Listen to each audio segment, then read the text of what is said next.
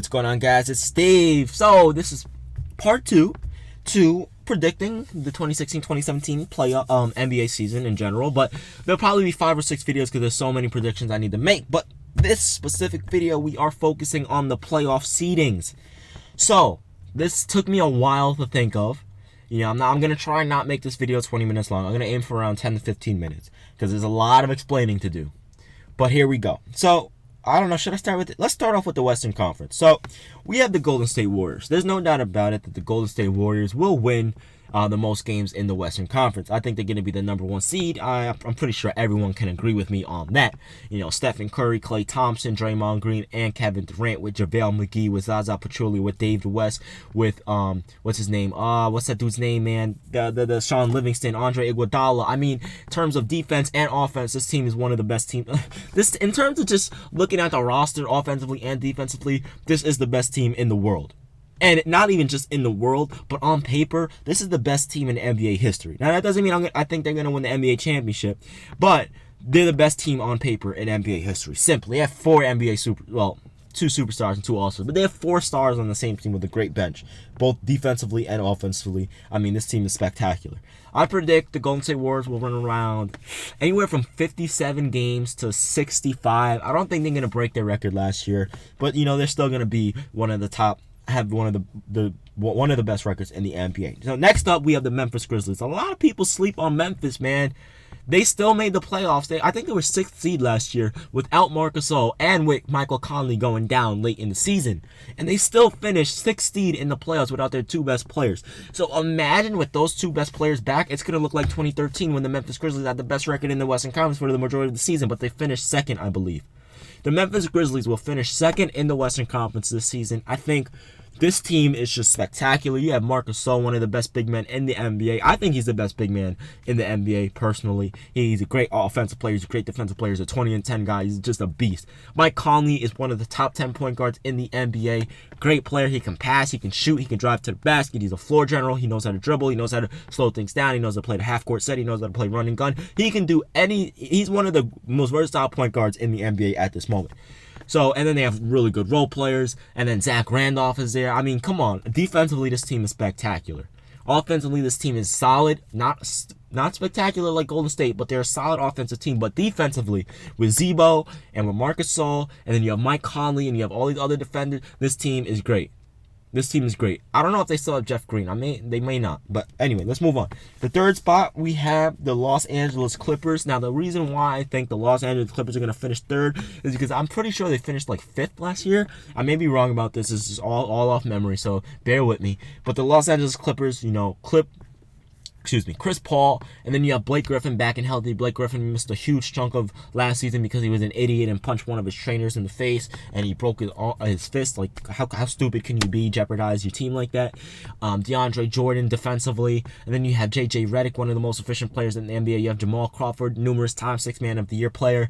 This team is just a great team, specifically on the offensive end, but on the defensive end, in Chris Paul being the best defensive point guard in the NBA at this moment. 2-way point guard, because actually I think Patrick Beverley is a great defender as well. But, best defensive point guard, Chris Paul, and then he's also the best floor general. He's the best point guard pure point guard in the NBA, 2-way point guard in the NBA. So that's why I think the Los Angeles Clippers will finish 3rd. They have Chris Paul, Blake Griffin back doing what he's doing. And plus, he's not even just coming off an injury. He actually played part of the postseason last year, so he's already in the groove of things. He's not rusty or anything like that. He may be rusty to lots of minutes, but again, that's only going to be the first few games in the NBA season. Next up, we have the San Antonio Spurs. Now, the reason why I don't have San Antonio so high up like most people do is because I think they lack star power. They have the San Antonio Spurs. They do have, what I mean is they have star power. They have Kawhi Leonard. They have LaMarcus Aldridge, and they have Pau Gasol, right? They do have star power, but they don't have superstar power. And you need a superstar to be able to carry you to that next level. If you've noticed, by the way, I forgot to say this. I do consider Marc Gasol a superstar. He's a franchise-changing player. But this is what I mean. Here's the thing. Stephen Curry and Kevin Durant, those are franchise players. Those are players that you can give the ball to at the end of the game and here, it's 4th quarter time. It's a close game. We need you to carry us. You know what I mean? And then in terms of who did I have next? Memphis, Marc Gasol. Here you go. take us to the promised land. You know what I'm saying? Los Angeles, Chris Paul, take us to the promised land. You know what I mean? And San Antonio, I haven't seen that yet from Marcus Aldridge or Kawhi Leonard. Now, Pau Gasol has done that in his prime, but I mean, he's pretty old now. You know, he's still a great player, but he's not as good as he was in Los Angeles and Memphis and, you know, Chicago. You know what I'm saying? So, I just, when we seen Kawhi at the number one option in the playoffs, the Spurs got destroyed by the Thunder.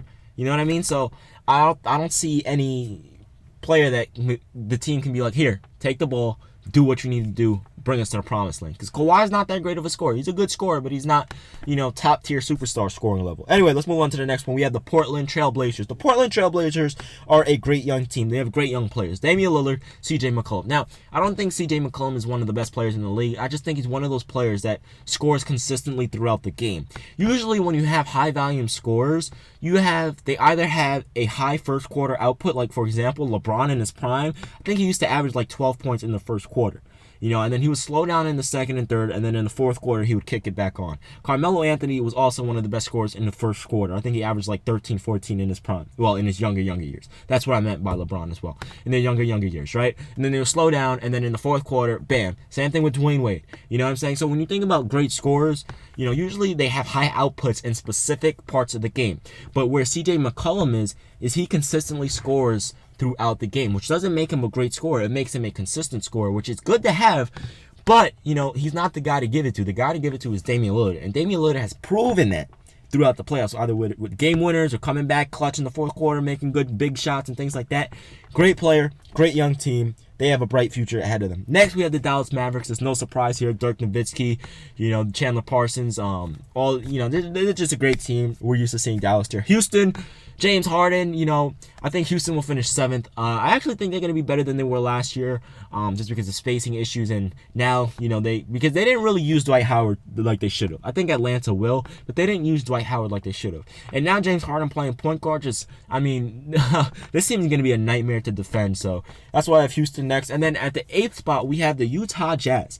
Now, the Utah Jazz, they have Gordon Hayward, a great young player. He's so underrated. And by the way, Gordon Hayward, at the 0.0000001% chance that you're actually watching this video, come to the New York Knicks next season, because I know you're a free agent in 2017, so you know where to take your talents. I'm taking my talents to New York City to play with Carmelo Anthony and win him his first NBA championship. That's what we need, Gordon Hayward. We need a great young player like you to join forces with Kristaps Porzingis, Carmelo Anthony, Derrick Rose, and yada, yada, yada. We need you, my man. You know what I'm saying? So that's that. So, you know, Utah, they almost made it last year, but they struggled to close out the season. And I think with Gordon Hayward going through that and getting older and older and more experience, I think he's going to take that next step this season. So let's move on to the Eastern Conference. This is where people are going to start to get salty, because a lot of people that watch my videos are Eastern Conference fans. And this is where people are going to get salty. So the sodium level is about to get high. I have a side of French fries if you guys want to put the salt on the fries. So, number 1 seed, Cleveland Cavaliers. There's really no explanation for that. Number 2, I have the New York Knicks. I think with Derrick Rose, Courtney Lee, Carmelo Anthony, Kristaps Porzingis, Joakim Noah, Brandon Jennings, Lance Thomas. I mean, people are sleeping on the Knicks defensively. Defensively, the Knicks are one of the best defensive teams in the NBA. They're up there with the Spurs. They're up there with the Clippers. They're up there with the Warriors. And, you know, and they're up there with Memphis. Now, defensively, the New York Knicks, if you think about it, Carmelo Anthony can guard the 3 spot. He's an improved defender, improved perimeter defender, especially against superstars. He can defend the superstar, no doubt about it. Just go ask LeBron and Kevin Durant. Then you have Courtney Lee, who's a great perimeter defender.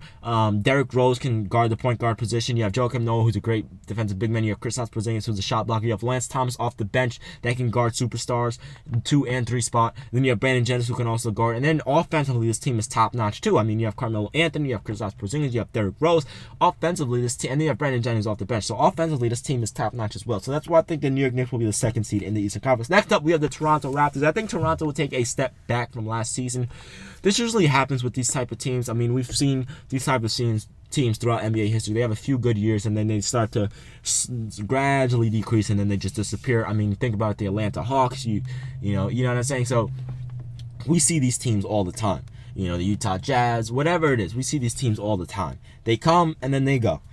But I think they're still going to be good next season, but not as good as last year. I think DeMar DeRozan and Kyle Lowry are going to be better just because what they went through in the playoffs for the second year in a row, struggling in the playoffs. They have to get better.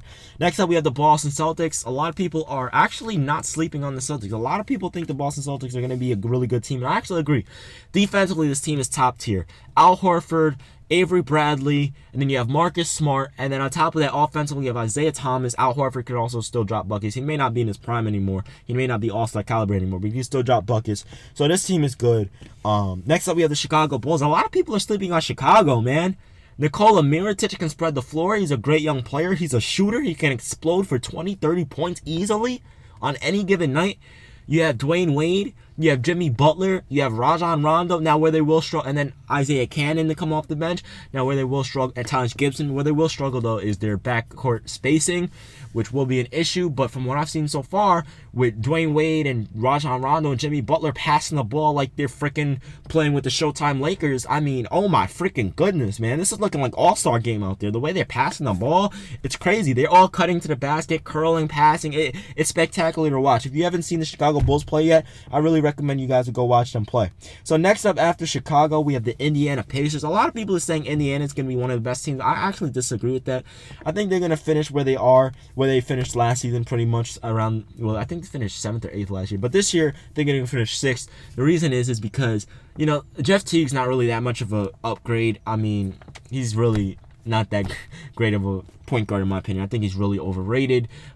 Obviously, Paul George is a great player, but Al Jefferson is way past his prime. He's injury prone, and you know he can't he can't space the floor, and he's not that 20 and 10 guy he once was for a couple of years. But defensively, this team is going to be great, but they're going to struggle on the offensive end, which you know they've been struggling on the offensive end for the past few years, which is not a surprise, because they really only have one good scorer, and obviously Paul George. But besides that, and Paul George isn't even that efficient, 41% from the field, you know what I'm saying? So they're going to struggle offensively, but defensively this team's going to be top tier.